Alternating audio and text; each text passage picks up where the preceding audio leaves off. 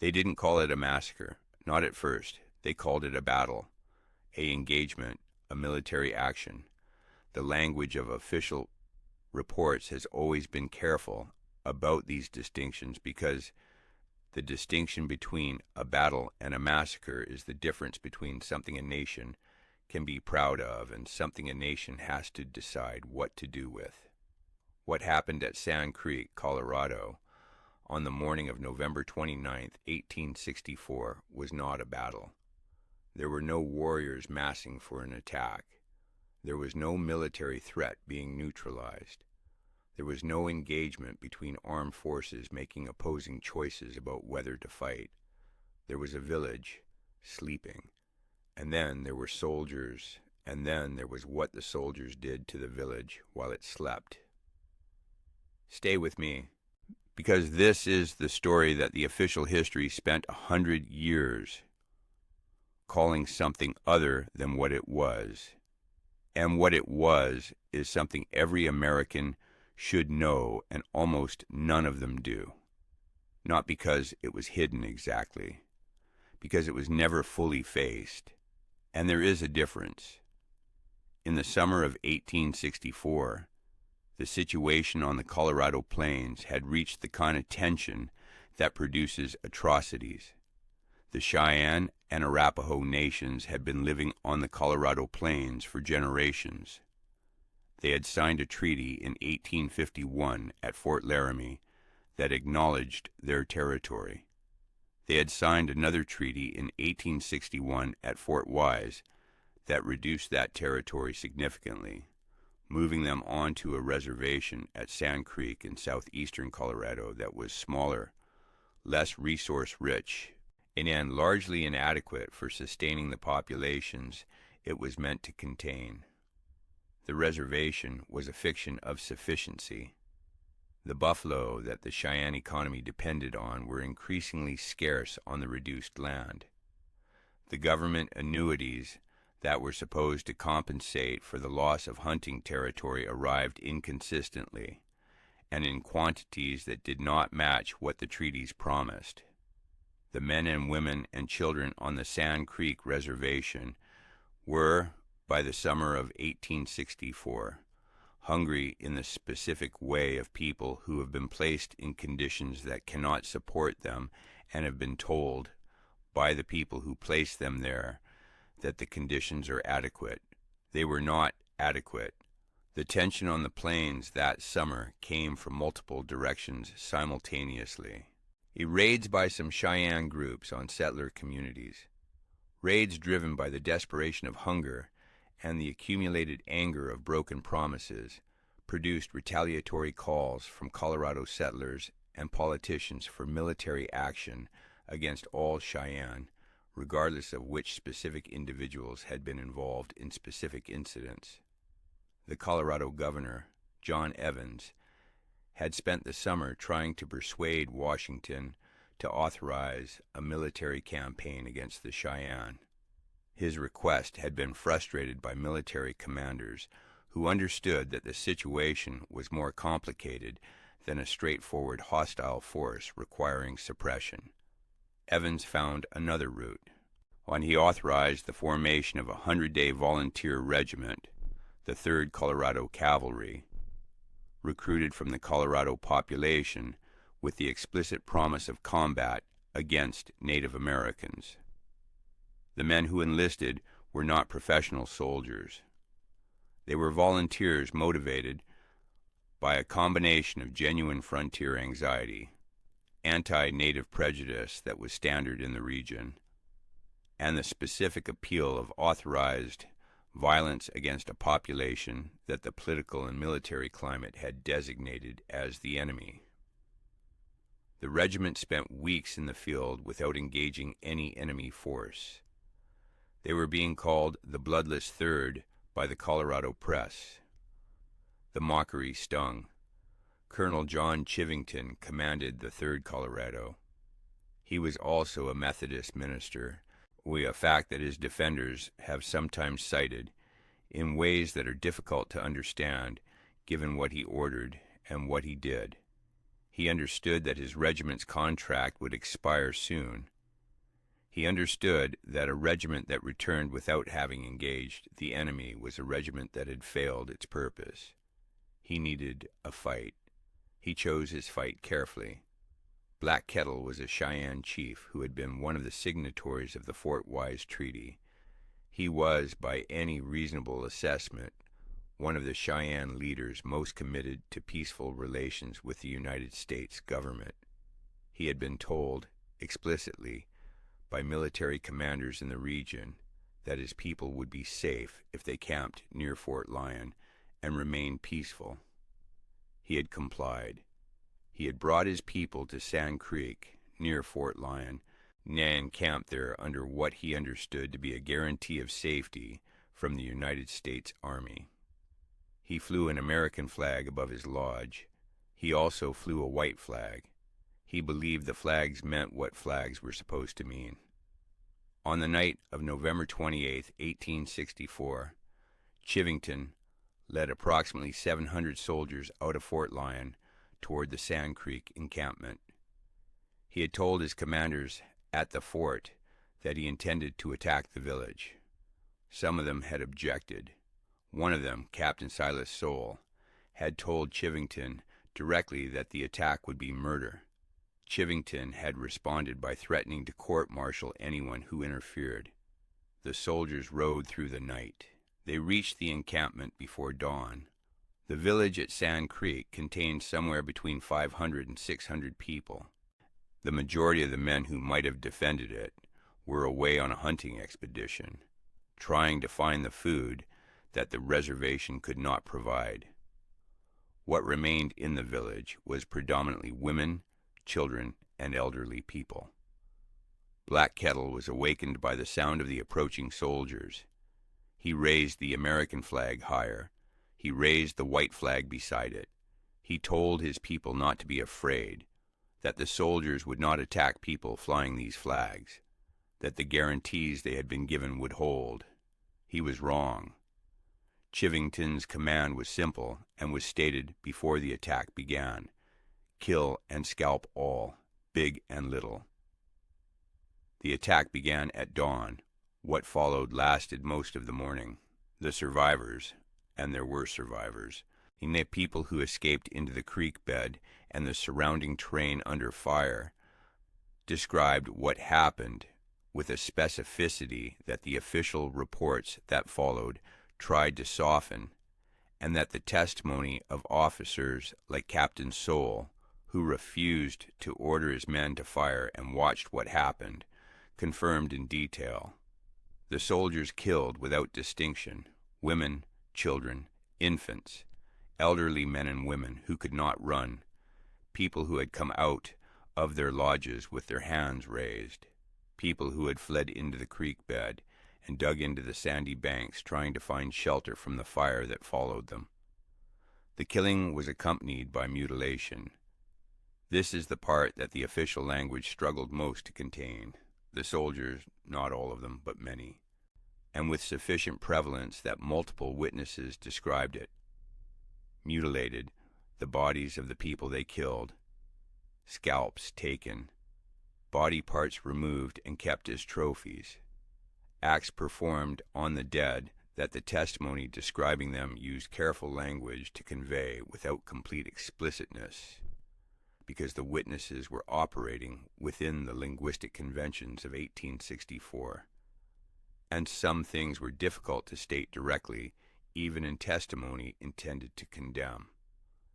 The trophies were later displayed publicly in Denver, at a theater, to an audience that applauded. The count of the dead varies by source. Chivington's official report claimed significant numbers of warriors killed and few civilian casualties. The report was designed to describe a military victory rather than what had actually occurred. Even the actual dead were predominantly women and children. Estimates range from 150 to 200 and more. The uncertainty reflects the chaos of the event and the subsequent unwillingness of the Army to establish a precise accounting that would require acknowledging what it actually was. Black Kettle survived. He survived Sand Creek the way he survived everything, by continuing to seek peace with the people who kept bringing him violence. He remained committed to negotiation and treaty-making despite what had happened to him and his people at Sand Creek. Despite the knowledge that the guarantees he had been given had meant nothing, despite the specific lesson of that morning, which was that the flags he had been told would protect him had not protected anyone, he continued to believe that peace was possible. From 4 years later, in November of 1868, Custer's 7th Cavalry attacked his village on the Washita River in Oklahoma. Black Kettle was killed. His wife survived, wounded. She had been wounded at Sand Creek, too. The immediate response to Sand Creek was mixed in ways that reveal exactly how far outside normal military conduct the attack had been. Captain Soule, who had refused to order his men to fire, and whose testimony would be central to the subsequent investigation, was shot and killed on a street in Denver in April of 1865. His killer was never convicted. The timing and circumstances were understood by the people who knew Soule's role in the investigation as something other than coincidence. A congressional investigation was convened.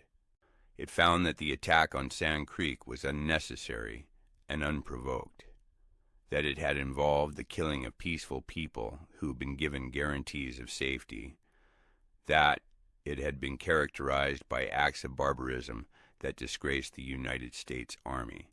Chivington had already mustered out of the Army by the time the investigation concluded. He could not be court-martialed as a civilian. He faced no criminal charges. He spent the remainder of his life in Colorado and Ohio, working in various capacities, occasionally writing and speaking about Sand Creek in terms that defended his actions. He died in 1894. He was never convicted of anything.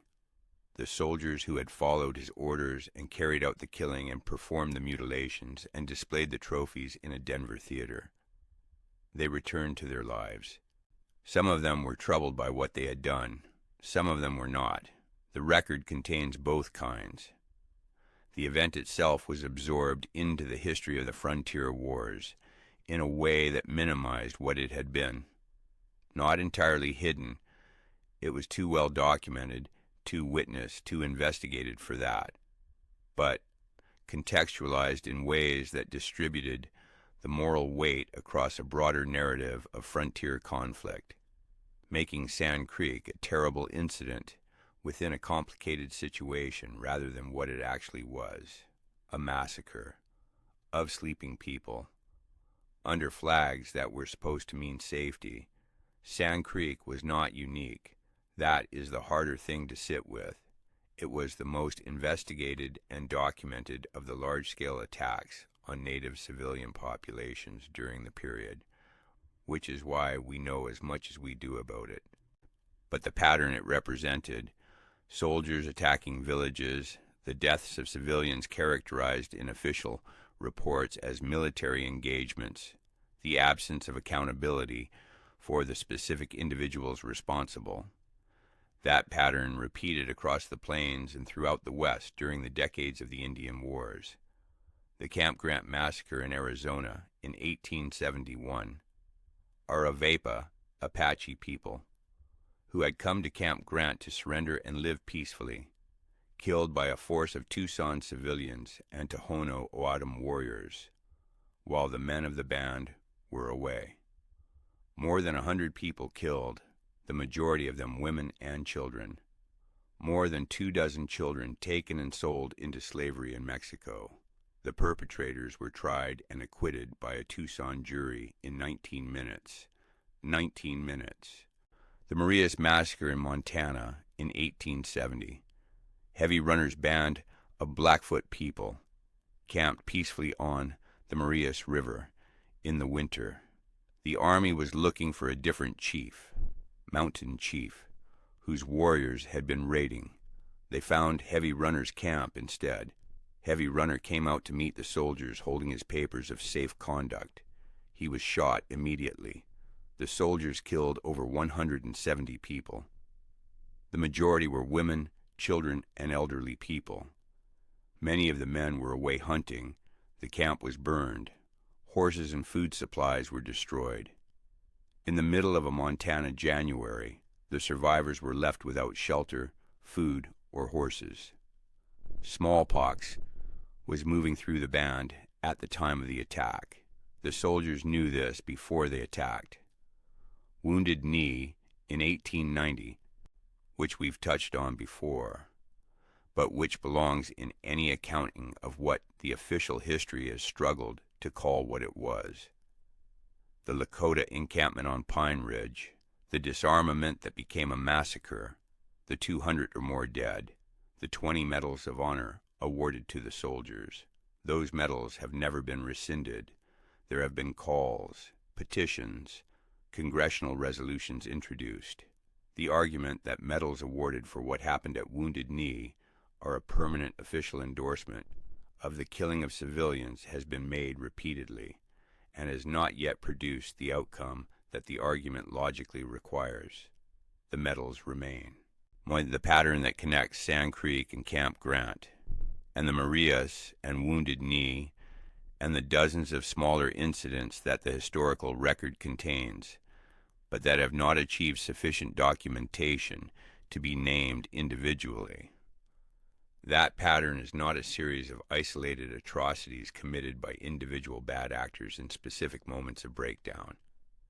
It is a policy, not always explicitly stated as such, not always endorsed in the specific operational details, by the commanders and politicians who set its general direction, but a policy in the sense that it produced consistent results across time and geography, that the men who carried it out understood they were operating within a framework of authorization and impunity, and that the accountability that followed, when it followed at all, was insufficient to deter repetition.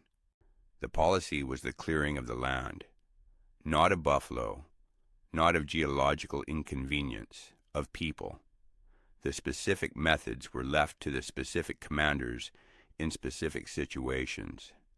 The general direction was set by the economic and political logic of westward expansion, which required the land to be available and the people on it to be removed by whatever means proved effective, and which provided legal and military infrastructure that made the removal possible and impunity for the removal's practitioners standard. The language evolved over time. Early in the period, the language was direct in ways that later became embarrassing and were softened. Later in the period, the language of removal became the language of civilization, the idea that what was being done to native peoples was being done for them, and that the schools and the reservations and the destruction of cultural practices were acts of improvement rather than destruction. The people experiencing it understood what it was. They have always understood what it was.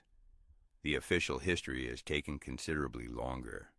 In 2022, the Interior Department released a report on the federal Indian boarding school system. The report documented over 400 boarding schools that had operated across the United States between 1819 and 1969. It documented the deaths of children in these schools, children who had been taken from their families and placed in institutions designed to erase their cultural identity. The report identified over 50 burial sites associated with these schools, and it acknowledged that the full number of children who died in the system would likely never be known because the records were incomplete.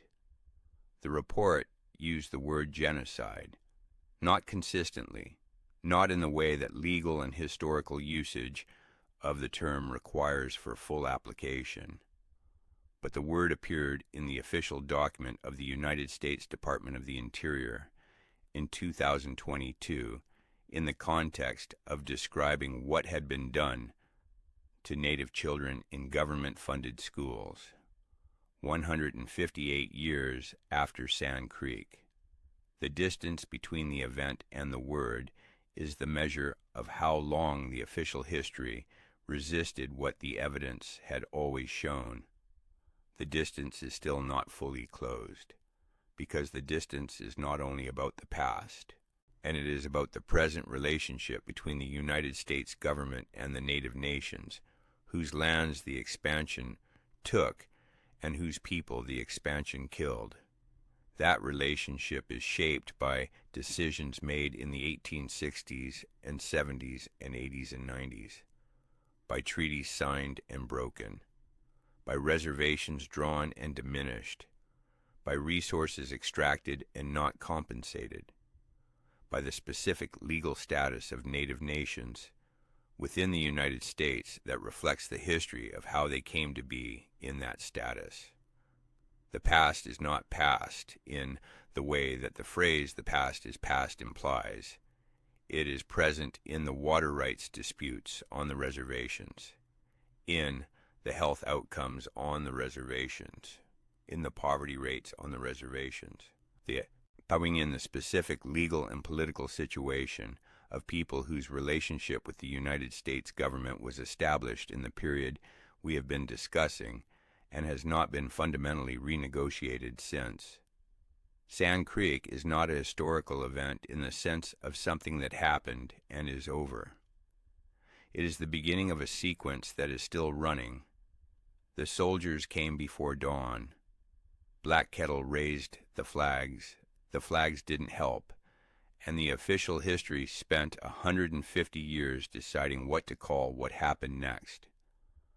It was a massacre of people who had been promised safety by the government that promised it, and the government that promised it never fully answered for what it did. That is the forgotten massacre. Except it was never really forgotten. It was just never fully faced, even by the people who needed to face it most. That facing is still incomplete, and the people who survived it and their descendants know exactly how incomplete it is. They have always known. They were there.